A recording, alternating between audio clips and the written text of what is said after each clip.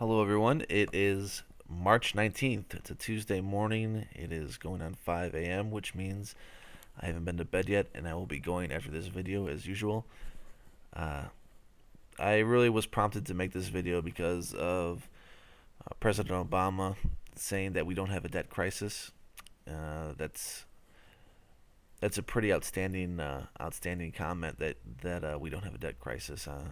It really shows a lack of caring, but yeah, I'm not just gonna be talking about the debt in this video. I'll be talking about jobs, private and public. I'll be talking about the money. I'll be talking about entitlements.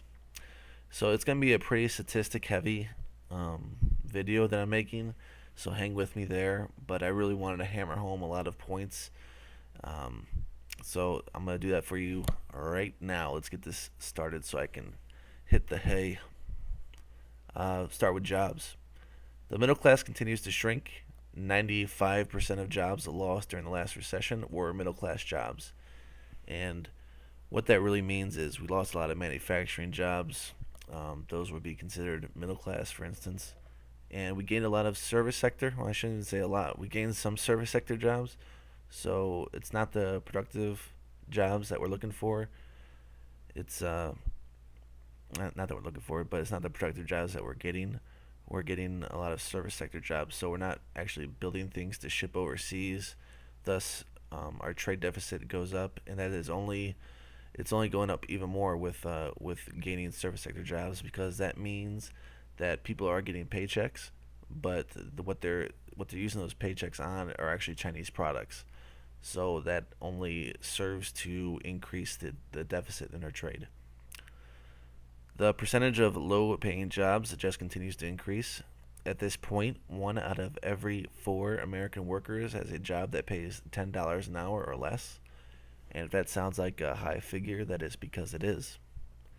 Today, the U.S. actually has a higher percentage of workers doing low wage work than any other major industrialized nation does. And that only goes to prove the point that we're having a lot of service sector jobs, and obviously those jobs pay less than $10 an hour. So we have an abundance of those jobs.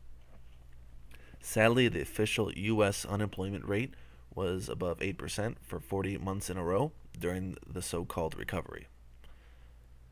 Since January 2009, the labor force in the U.S. has increased by 827,000, but those not in the labor force has increased by 8.2 million. Hence how we now have a 7.7 unemployment rate and not over 8. So that's how you get those unemployment numbers to come down, because people that are saying they're not in the labor force, it doesn't just mean they retired. It may mean that they retired early because they just gave up, or just not even retired, just plain stopped looking. They're living off welfare. They're living off unemployment and disability. So those numbers are really skewed, and I'm sure most of you know that. The number of long-term unemployed remains at a sky-high 40.2%. And here in this chart I'm pulling up, you will see that 40.2% is just ridiculous. Here we see in the 60s it peaks out at about 2 or 3%. In the 70s it peaks out, let's see, about 9-10%. Can't see too well here, but it peaks in the 70s about 9 or 10%. In the 80s it peaks at about 14. Yeah, looks like about 14% in the 80s. In the 90s, during a tech bubble, we see it peak out at about 13%. In the 2000s, early 2000s, we see it peaking out at about 14%. And there you see it shoot up to, it peaks out at 31.8%. That's where it goes, that's where it stops in 2011. So what this chart doesn't show you is current 2013. 2013, we're actually off that threshold of the chart. That chart only goes to 35%, so we bust through that threshold, and we also go through another threshold of 40. We're at 40.2 now. When Barack Obama first took office, the number of long term unemployed workers in the U.S. was approximately 2.6 million. Today, that number is sitting at 4.8 million. The employment rate for youth ages 16 to 19 dropped precipitously, down 42% since 2000. I said employment rate, by the way. In 2010, the number of jobs created at new businesses in the U.S. was less than half of what it was back in the year 2000. The U.S. economy lost more than 220 small businesses during the recent recession. Businesses. 220,000 businesses, not employees. Not in. Wow. About 20% of all U.S. adults are currently working jobs that pay poverty level wages. 1 in 5 people, poverty level wages, adults. In the U.S. today, more than 41% of all working age Americans are not working. I feel like I have to repeat some of these over and over again because they're incredible. The United States today, more than 41% of all working age Americans are not working. Approximately 53% of all U.S. college graduates under the age of 25 were either unemployed or underemployed last year. Well, that's no surprise. Over half of all small business owners in America say they wouldn't start a business today given current environment. And yeah, I mean you can't blame people that say that. You're getting more regulations by the day. It seems like you have really high taxes. I mean, it's not a coincidence that people ship their jobs overseas. They're not doing it just for the fun of it.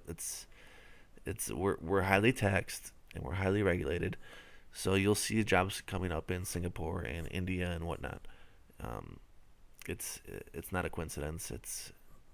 It's justified. It's justified at this point. The U.S. share of global GDP has fallen from 31.8% in 2001 to 21.6% in 2011. So that's a drop of about a third in 1 decade. I'll move on to entitlements now. Since January 2009, a net of 194,000 new jobs have been created. During that time, 14.7 million have been added to the food stamp rolls. In 2010, 2.6 million Americans fell into poverty, which is the largest increase since the U.S. government began keeping stats back in 1959. Today, the median net worth of households led by someone 65 or older is 47 times larger than the median net worth of households led by someone 35 or younger, compared to just 10 times larger in 1984, which is another reason that Social Security doesn't work. There's no money saved for it, so the young have much less money to pay for it and are forced to pay taxes for the retirements of the old, who have more money as a whole, since the baby boomer retiree population is the wealthiest group of people the world has ever seen. So this is a completely regressive tax. Social Security is a tax. We're not going to get Social Security. That's a spoiler. In the U.S. today, somewhere around 100 million Americans are considered to be either poor or near poor. 100 million. Without counting Social Security or Medicare, still 100 million Americans are enrolled in at least one welfare program run by the federal government. In the 70s, about 1 in every 50 Americans were on food stamps. Today, that number is 1 out of every 6.5 Americans on food stamps. Similar story with Medicare, or Medicaid. In 1965, only 1 out of every 50 citizens were on Medicaid. Today, 1 out of every 6 are. Half of all American children will be on food stamps at least once before they turn 18. 57% of all children in the U.S. are living in homes that are considered either low income or impoverished. In Detroit, the beacon of central planning and socialist experiments, more than 50% of children are living in poverty, and close to 50% of all adults are functionally illiterate.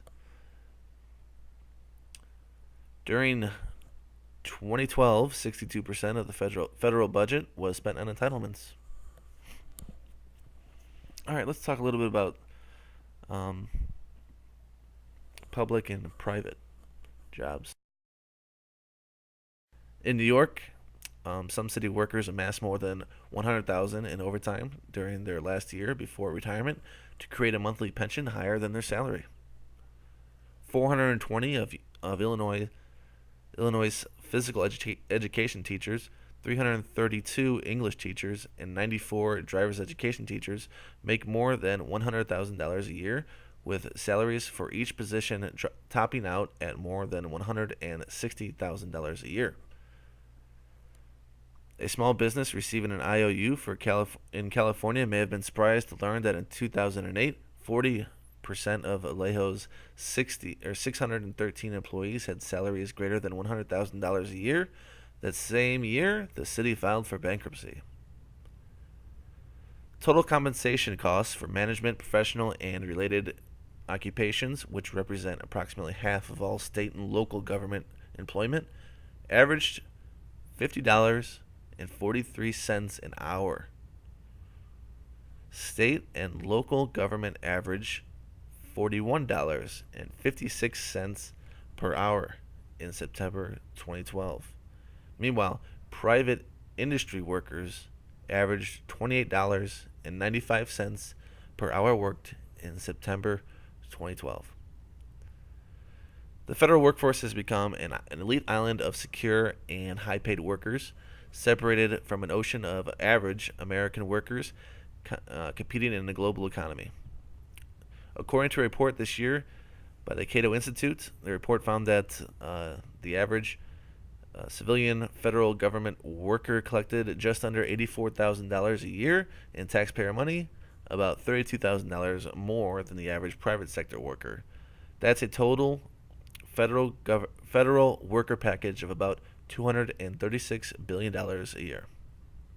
This means in the U.S., the average federal worker now earns 60% more than the average private sector worker.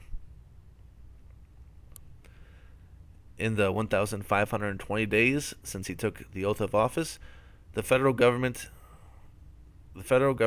has hired on average 101 new employees daily. Back in the year 2000, about 20% of all jobs in America were manufacturing jobs. Today, about 5% of all jobs in America are manufacturing jobs. The U.S. has lost, on average, approximately 50,000 manufacturing jobs a month since China joined the World Trade Organization in 2001.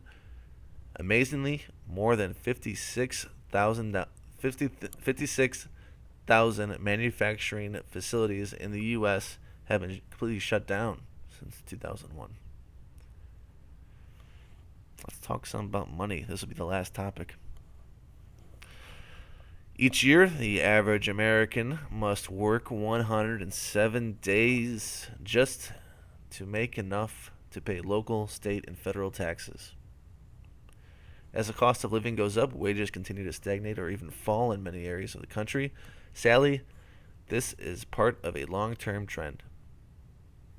Health insurance continues to be more expensive. Health insurance costs have risen 23% since Obama became president. According to the Bureau of Economic Analysis, healthcare costs accounted for 9.5% of all personal income consumption back in 1980. Today, they account for more than 16.3%.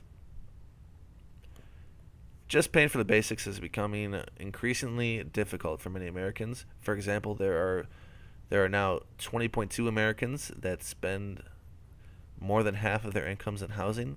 That represents a 46% increase from 2001. In recent years, U.S. families have experienced an astounding decline in wealth. According to the Federal Reserve, the median net worth of families in the U.S. declined from 126,400 in 2007 to 77,300 in 2010. Holy crap. So they were at 126,400. This is a median net worth of families, 126,400. In 3 years, it dropped to 77,300. According to a survey conducted by the Pew Research Center, 85% of middle-class Americans say that it is more difficult to maintain a middle-class standard of living today than it was 10 years ago. Well, of course, the inflation tax is going to hit the middle class and the lower classes the hardest. Right now, approximately 25 million American adults are living at home with their parents. 62% of middle-class Americans say that they have had to reduce household spending over the past year. 62% said that over the last year. In the U.S. today, 77% of all Americans are living paycheck to paycheck at least some of the time. Median household income in America has fallen for 4 consecutive years. Overall, it has declined by about $4,000 during that time span. 36% of Americans say that they don't contribute anything to retirement savings. That was July 2010. 24% of American workers say that they have postponed their planned retirement age in the past year. A staggering 43% of Americans have less than $10,000 saved for retirement. 40% of Americans have $500 or less in their savings. 40%. 40% of Americans have less than $500 saved in their savings. I mean, what's that going to get you? A recent survey found that 28% of all Americans don't have a single penny saved for emergencies. Total consumer debt has risen by 1,700% since 1971. 43% of all American families spend more than they earn each year. That is not sustainable, guys. 43% of American families spend more than they earn each year. We're not saving. How are businesses supposed to invest in capital if we're not saving? There's no money to lend out to them.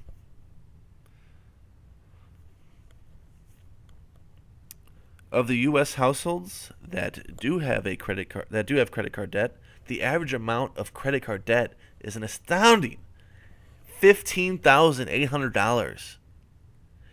If you have credit card debt, that's the average. The ratio of household debt to personal income in the U.S. is now 154%. You guys buying gold yet? I don't know. You can hold on to dollars and you're good with that. Yeah. Get the hell out of dollars. I'm just saying. Reading this stuff, get the hell out. For the first time in U.S. history, banks own a greater share of residential housing net worth in the U.S. than all individual Americans put together. As far as college, over the past decade, tuitions have about doubled. At the same time, during 2011, 53% of all Americans with a bachelor degree under 25 were either unemployed or underemployed. 85% of college seniors plan on moving back with their parents after graduation. All right. The national debt jumped more on the very first day of fiscal year 2013 than it did from the years 1976 all the way to 1941 combined in one day. That's with the Civil War. That's with the Great Depression, a New Deal. That's with World War II starting. If Bill Gates gave every single penny of his fortune to the U.S. government, it would cover the budget deficit for about 15 days. Right now, the U.S. national debt is increasing by about $150 million an hour. To get the same purchasing power out of a $20 bill back in 1970, you would need about $119 today. The value of the US dollar has declined by more than 96% since the Federal Reserve was created. That is not by accident. The rich get richer and the poor get poorer, as you well know. In the mid 90s, on average, an hour of work would buy you 10 gallons of gas. Today, the average is less than 6 gallons of gas for that same hour worked. Guys, I had to condense a lot of these statistics. I had to pick and choose what I wanted to say. I can go on and on about this. If you're still thinking it's going to be a smooth landing for us, you're mistaken. There's no recovery in sight. This is it. This will actually be worse than the Great Depression in many ways. In the Great Depression, we didn't have all this debt. We didn't have interest rates at zero. They're already at zero now. Interest rates are already at zero, and we have all this debt. I don't know. I don't know what more needs to be said. I'm not kidding. Not just trying to scare people. I'm not a conspiracy theorist. It is what it is, guys. So plan accordingly. Yeah, take care.